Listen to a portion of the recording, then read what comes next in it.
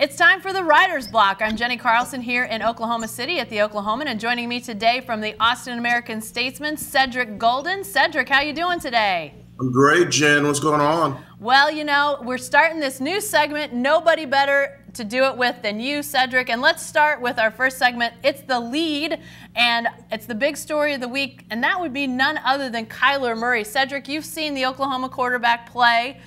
You've covered the NFL. He made the decision this week to go all into the NFL to play quarterback.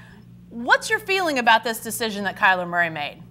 My feeling is he's a young man who's following his passion, and I can't blame anyone for following their passion. He's a really good baseball player. He's a great football player. He wants to play football. He's always been a quarterback, and why not? I know he's 5'9" on his best day, and nowhere near 195 pounds that he's listed on the OU roster, but that's okay. He's a stud horse who can play football. Someone's going to take a chance and draft him in the first round. I know he put $4.5 million. Bonus is gone.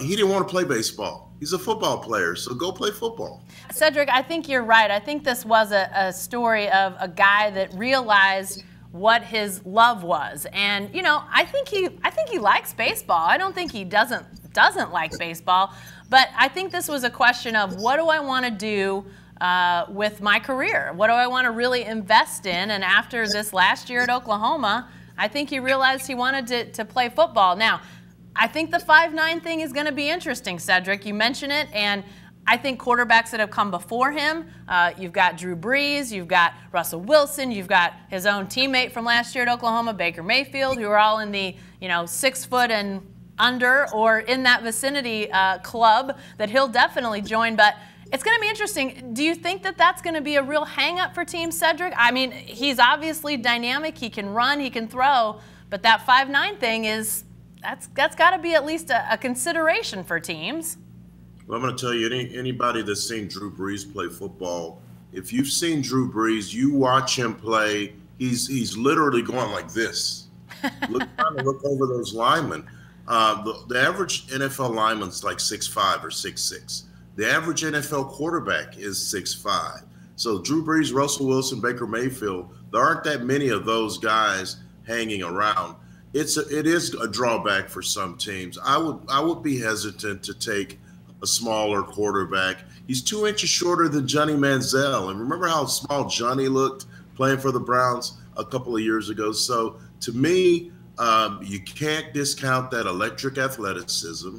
You can't discount that great arm strength. You can't discount the intangibles that he brings to a football team, but he's a little guy. Yeah. Doug Flutie in 1984 was drafted. He's 5'9" in 1984. The linemen are much bigger than they were 35 years ago. So it's going to be a problem.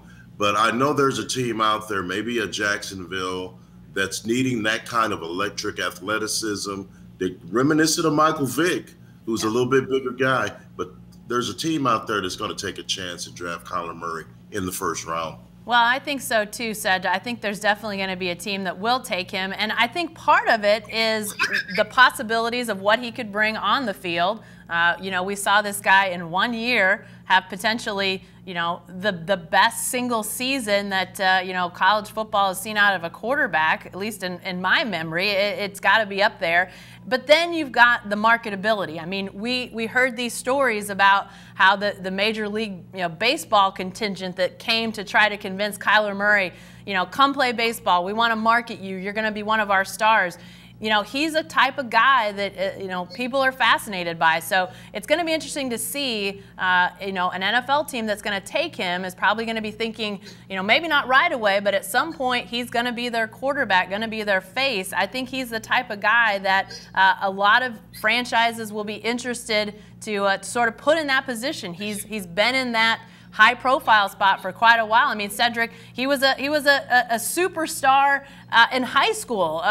People say maybe the best high school quarterback ever in your state, the Lone Star State of Texas, and that's no small thing. So this guy has been front and center for a long time. I think there's an NFL team that's probably going to have him in that same spot at some point in the future. All right, let's keep talking football, but let's move to another story. And Cedric, this falls under our In Case You Missed It segment, and some people might have missed. There's football being played, but you didn't miss it, Cedric.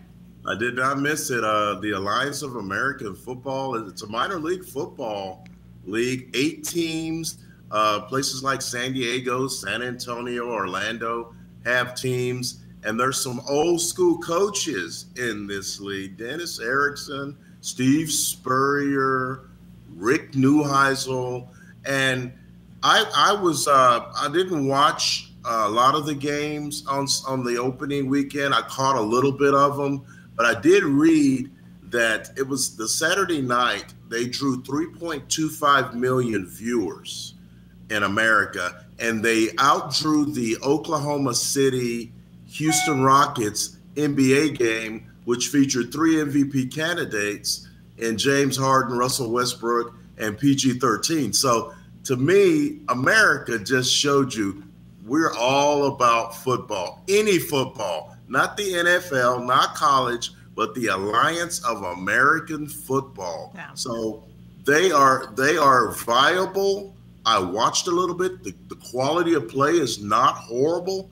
It's something to pass the time, to get us through February and March and get us to March Madness, where things start to pick up for sports writers. So I was really intrigued by it, and I'm actually going to go to San Antonio in the next few weeks to catch one of these games. Well, I'll be curious to see what you have to say about that, because, Cedric, I think it is interesting how you've got the AAF piggybacking on the NFL right now. You've got the XFL getting ready to launch. All of us around here know about that, as Bob Stoops announced as the first head coach general manager for the Dallas franchise. So it seems like there are people out there with money who are saying, hey, if I'm going to do a sports league, it might as well be football. And that's really interesting. It's going to be, I'll be curious, Cedric, to see how the ratings look in a few weeks. Do you think people will keep watching after that initial curiosity? Isn't that the biggest question about the AAF or any football league out there? That's a great question, because the XFL started out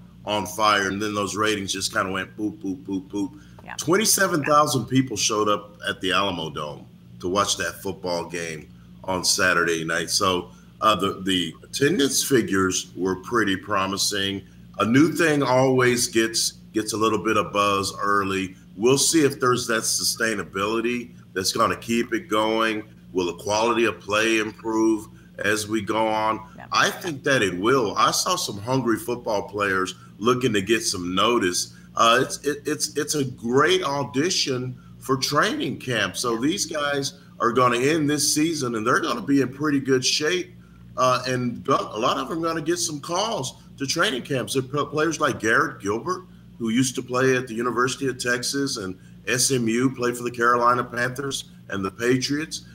Nick Folk, the longtime kicker of the Cowboys, is in the league. DeMontre Moore, the former Texas A&M defensive end, who played for the Giants, is in the league. So there are guys that we recognize that are still relatively young that might get a chance to show their wares on the next level, and this is a good audition spot for them. Yeah, it is interesting.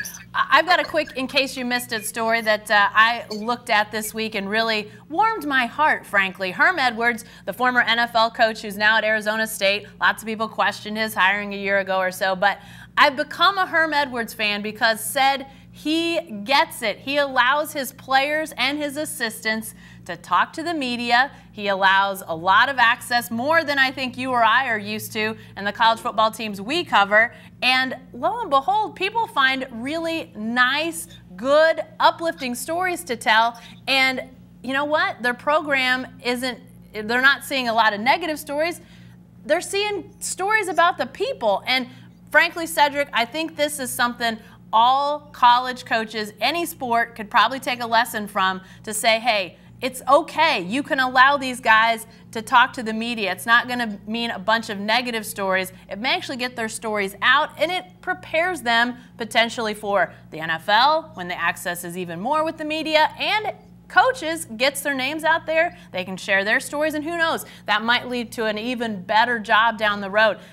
This was a story that I loved. I think Arizona Central was the one, azcentral.com, that put that out there. I thought it was great, and I hope maybe others will read it, but I'm not holding my breath either, Cedric. I mean, come on, we know that these coaches are pretty limiting out there. Yeah, and I think his years at ESPN showed him that access is important, that there are good stories to be told out there. Allowing freshmen to talk to the media, man, you covered Bob Stoops, Mike Gundy. I covered Mac Brown, Tom Herman. We don't get to talk to freshmen. That's not happening until they play in a game. And so I kudos to Herm Edwards. I hope he never changes. I hope he coaches in Arizona for the remainder of his days. We love him as sports writers.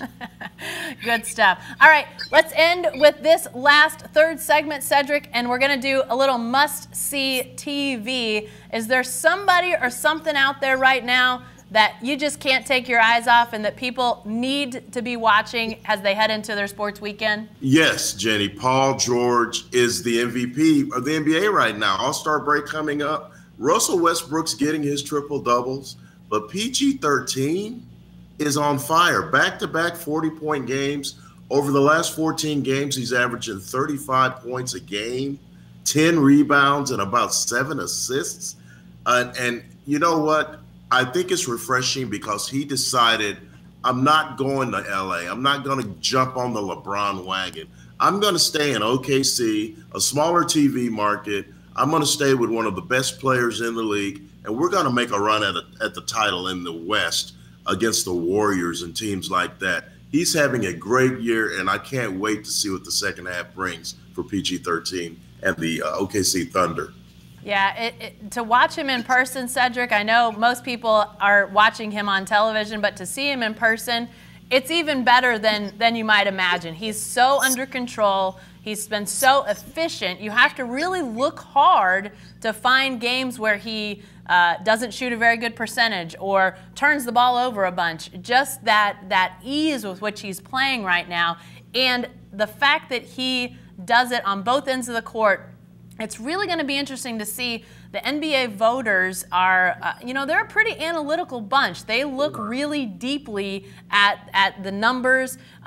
Defense, I don't think will win Paul George the MVP, but it's impressive to see him make those plays, those defensive plays down the stretch. You know, we joke about Russell Westbrook will get angry and he'll have a mad foul. He'll foul somebody because he's so angry that he didn't get a call or something went wrong. Paul George doesn't get mad fouls. He gets mad steals. He just goes down and takes the ball from people. It's been really amazing to watch, and it's interesting that you've seen it from afar, and you get a lot of James Harden down there in Austin, Cedric, so you're seeing a guy that's doing historic things as well. Yeah, James Harden is on a historic run, 30 straight 30-point games, 30 for 30 with a beard. It's amazing, and the fact that he's doing that, and we're thinking of someone else as a possible MVP candidate speaks to the greatness of James Harden. But can he do it in the playoffs? That's always the question with James. Yeah, definitely. So I got a must-see TV. And Cedric, if you're in our neck of the woods, the Big 12 footprint, you might be looking for some college basketball to watch that's good, because the Big 12 been a little sketchy this year. I'm going to throw out Tennessee on a 19-game winning streak. If you want to check out some good college basketball, I think the Volunteers might be a good watch. And Cedric, as I've seen Tennessee roll up these wins, it's been impressive because they've been a program on the men's side that hasn't been where they are now, top of the rankings, best team in the country. But I'm curious from your perspective, are people in Austin keeping up with Tennessee because of Rick Barnes, the head coach down there, who was at Texas for so long, beloved by a lot of Longhorn fans? What's the reaction to Rick Barnes now coaching the top team in the country? Well, they can't help but notice because their team is 14-11 and 6-6 in the Big 12 and hasn't had a tournament win since Rick Barnes left town. So the Tennessee Volunteers are a great story here in Austin as well, because Rick Barnes made his mark here and led this team to many tournaments, a Final Four in 2003. And we had him on our podcast, Kirk Bowles and I, a couple of weeks ago, and we asked him, was it just a point of you needing a change of scenery? He goes, I didn't need a change of scenery. They changed the scenery for him. So he said he didn't recharge his batteries. He's always been the same. He's brought some tough-minded basketball to that team. They are winning without shooting a lot of three-pointers. They're taking it to the rack and making mid-range jumpers, getting stops on defense. Yeah. That's true Rick Barnes basketball. And if you're at the house on Saturday, Tennessee at number 5 Kentucky, Woo. That is must-see TV. Definitely so. And I know if people around here are looking for some connections to a team, Houston and Kelvin Sampson, they've only won 8 in a row, but still a team that's playing really well with a former Big 12 coach. Big 12 basketball maybe not delivering great basketball this year. We're trying to help you out here with a little must-see TV, and you're right, Cedric. 1 versus 5, can't get much better than that. All right, that's it for the Writer's Block this week. We'll be back next week to talk more about hot topics in sports, so be sure to join us then. We'll see you later.